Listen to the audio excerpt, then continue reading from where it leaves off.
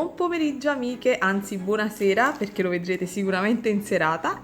Ben ritrovate sul mio canale. Oggi ci incontriamo per il tutorial di questo ciondolo che non è ancora finito.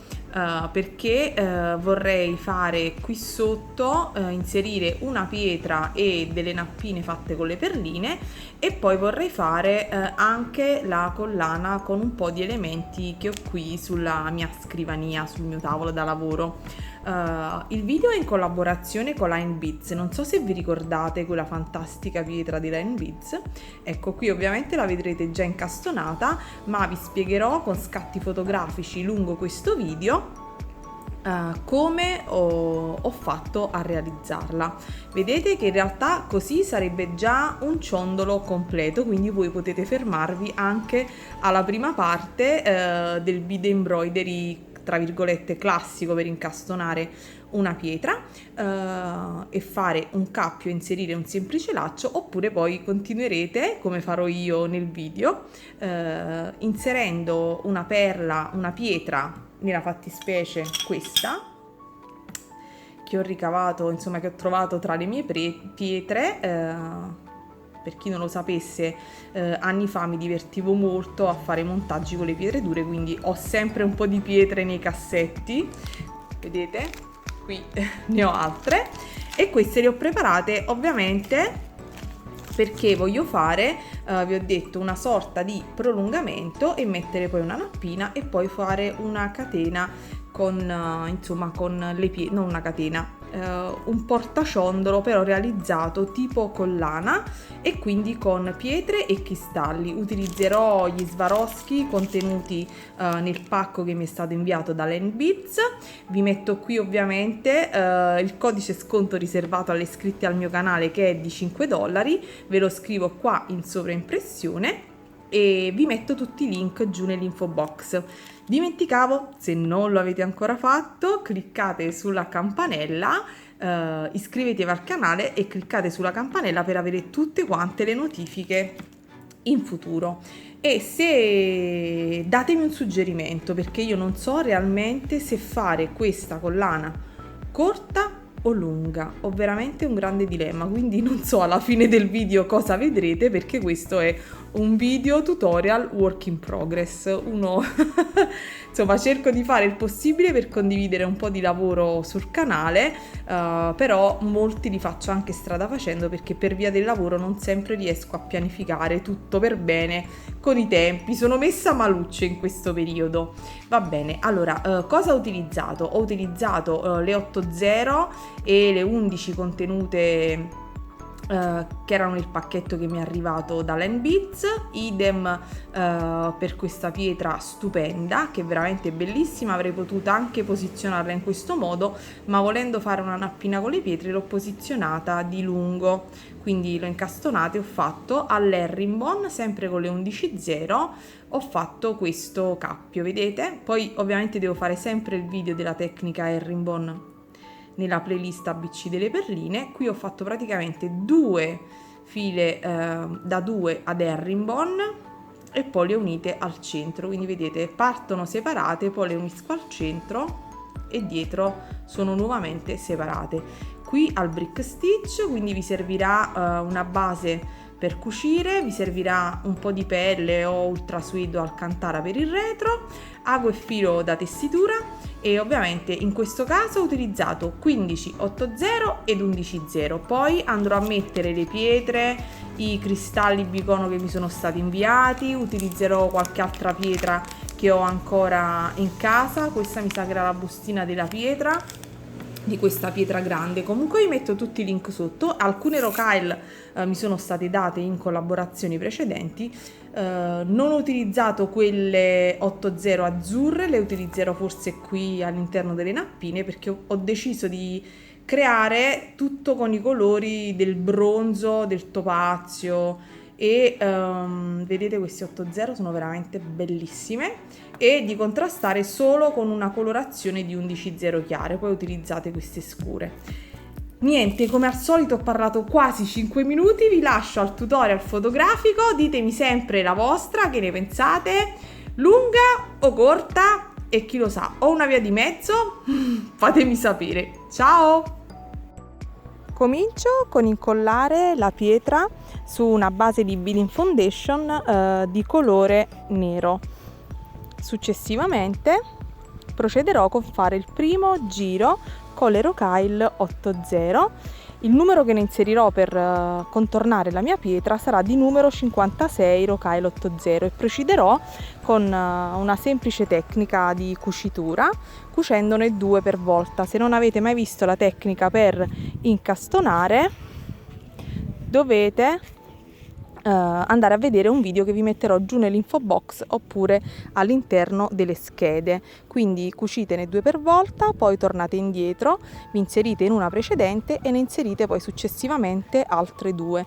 Dagli scatti fotografici penso che possa essere abbastanza chiaro il procedimento, se no nell'info box vi metterò un video di riferimento. Quindi una volta che avremo contornato tutta quanta la nostra pietra, procederemo inserendo successivamente un altro giro di Rokyle sempre 80.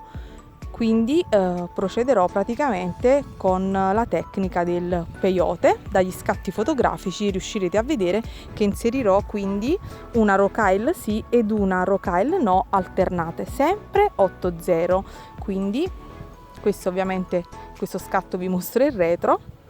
E adesso vedete che comincio a fare l'alternanza del peyote, quindi inserisco una perlina, vedete che si andrà a posizionare nella parte alta e poi successivamente quindi così una perlina sì ed una perlina no. Ecco perché il numero pari, perché così vi troverete un numero di spazi adeguato per poter inserire poi nel giro successivo le perline 11-0 che saranno sempre Rokyle della Miyuki. E la colorazione che andrò ad inserire sarà quella azzurra. Uscirò quindi da una Rokyle marrone 80 ed andrò ad inserire in ogni spazio delle Rokyle di colore turchese 11-0. Quindi vedrete che contornerò tutto quanto il giro e poi mi porterò nella parte superiore ad uscire da una Rokyle di colore turchese ed andrò ad inserire 2 Rokyle 15-0 e farò tutto quanto il giro.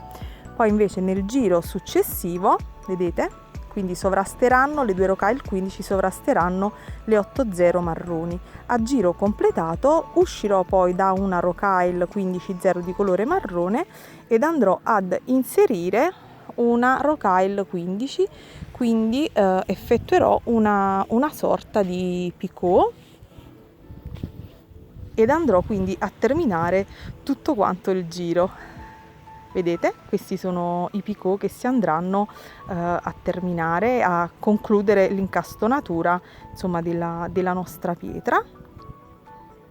Dopodiché ripasserò tra tutte quante le perline, dopodiché prenderò un pezzo di pelle, lo incollerò ed vedete la colla, utilizzo l'Asulit in questo caso.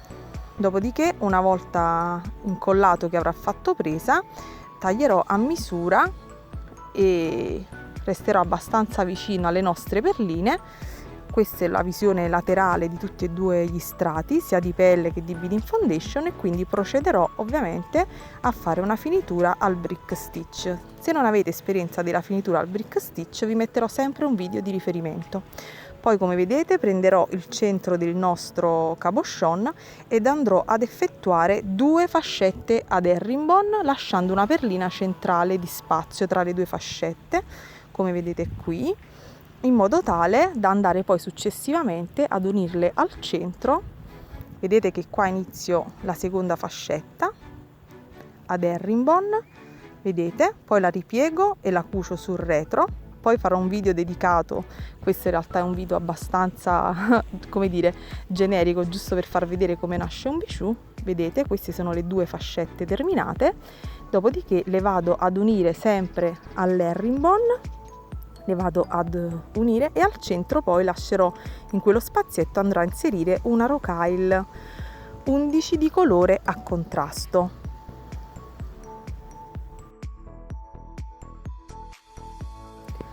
Dopodiché con degli spilli andrò ad individuare la parte in basso, sempre centrale, dove andrò ad inserire questa perla, questo decoro sottostante, dove poi successivamente andrò ad inserire poi una nappina fatta con tutte delle frange. Come vedete, qui in questa parte dovete ripassare parecchie volte. Vedete, io ho utilizzato proprio un anellino saldato in modo tale insomma da non temere che si possa aprire.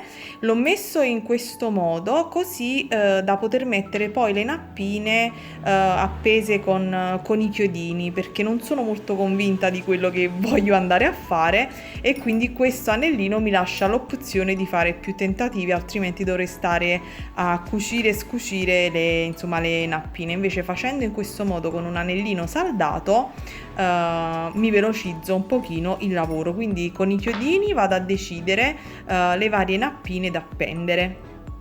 Dopo un po' di tentativi ho messo queste nappine con i chiodini. Vedete, sono lunghezze diverse, probabilmente alla fine cambierò idea e metterò, toglierò, aggiungerò, non lo so, perché poi alla fine i bijou si devono vedere indossati. E ci ho messo anche una chiave, vedete, qui davanti. A una mano è un po' complicato, ok, questa chiave qui dietro come insomma simbolo, vedete il caos. Lo sappiamo, insomma la chiave è un simbolo molto importante. Adesso provo a indossarla e vediamo, decido un po' se fare collana lunga o corta. Provo anche con un cavetto di quelli tipo rivestiti in tessuto e mi faccio una foto e poi continuiamo e vediamo alla fine cosa deciderò.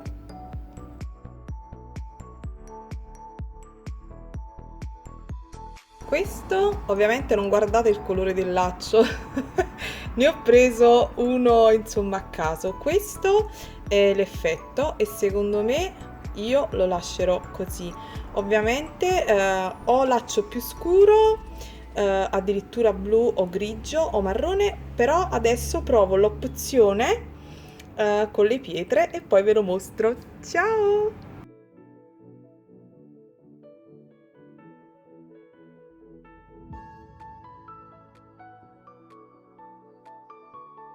Allora, come vedete ho qui davanti un po' di materiali perché ho deciso di provare a fare anche una sorta di collarino, di collana fatta con ematite, pietre e cristalli, qualche elemento che avevo in rame. Ovviamente vedete i lavori man mano facendo perché in realtà non ho ancora ben deciso come li combinerò, quindi sarà sicuramente corto, sarà una cinquantina di centimetri e poi metterò una catenella con il prolungamento. Vedete che ho preso un cavetto, non so se conoscete i cavetti per realizzare insomma delle collane un po' più rigide rispetto al filo in filaperle. Questo è proprio un colore oro preso in un negozio fisico della mia zona. Ovviamente ne taglierò un pezzetto un po' più grande di quello che mi servirà, dei 50 cm. Lo taglierò almeno di una settantina per poter lavorare agevolmente, anche perché ovviamente io qui vedete già ho chiuso e quindi taglierò il pezzetto di 70 cm e lo infilerò già e comincerò quindi a lavorare da un lato e dall'altro in modo speculare. Vedete che qui ci sono gli schiaccini, questi sono i copri schiaccini, e poi andrò a mettere una serie di elementi, coppette, insomma, come vedete qui ho una scatola piena di elementi in rame che non utilizzo quasi mai.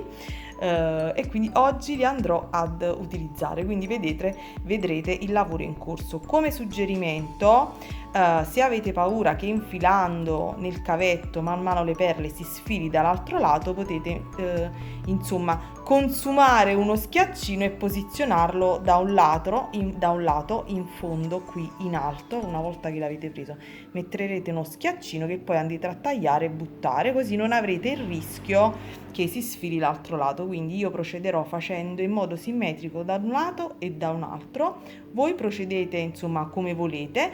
Se ovviamente non avrete le mie titubanze e deciderete direttamente di fare con la collana, potrete fare il ciondolo, non realizzare il cappietto, poi fare la collana e chiudere il cappietto successivamente. Quindi lasciare, diciamo, il cappio ad herringbone, non lo chiudete, lo fate ma non lo chiudete, realizzate la collana e poi lo andate a chiudere sopra la collana.